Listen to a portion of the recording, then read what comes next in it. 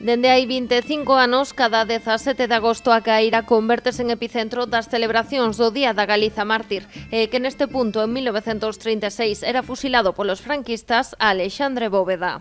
Hoxe, na súa lembranza e na lembranza de todos os mártires, é día de dar voz a todas esas historias silenciadas, para pôr nome e apelidos aos milleiros de mortos e desaparecidos durante a represión franquista. Porque namentres todas as sentenzas, expedientes e sancións ditados durante o franquismo que condenaron a morte a nosa xente por motivos de ideoloxía política, namentres iso non se faga, non teremos motivos de celebración, senón de reivindicación. Durante o acto defendeuse que o significado deste día vai máis aló da figura de Bóveda, por iso reclamouse a institucionalización do Día da Galiza Mártir. Que vai moito máis aló da figura de Alexandro.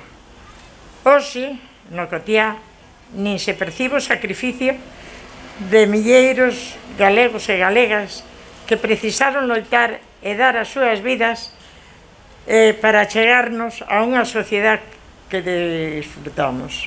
Recuperar a memoria das persoas que viviron as ovalladas foi unha das reivindicacións que marcaron o acto de hoxe na Caeira, facendo fincapé na importancia de dar voz á historia. De seguir defendendo os ideais de liberdade, democracia e dereitos, así como a soberanía dunha terra dona do seu destino, solidaria con todos os povos, que así, defendendo a legalidade republicana, tamén por iso loitaron os nosos e as nosas mártires, e así tamén por iso deron as súas vidas, e así tamén por iso sufriron asesinato. O acto contou cunha importante presenza de representantes das corporacións dos concellos de Poio e Pontevedra. Ademais, este foi o primeiro ano do voceiro do PP na capital, Rafa Domínguez, no Día da Galiza Mártir. A líder nacional do BNG, Ana Pontón, a eurodeputada nacionalista Ana Miranda ou o deputado Luís Bará foron outros dos cargos políticos que non faltaron nesta homenaxe.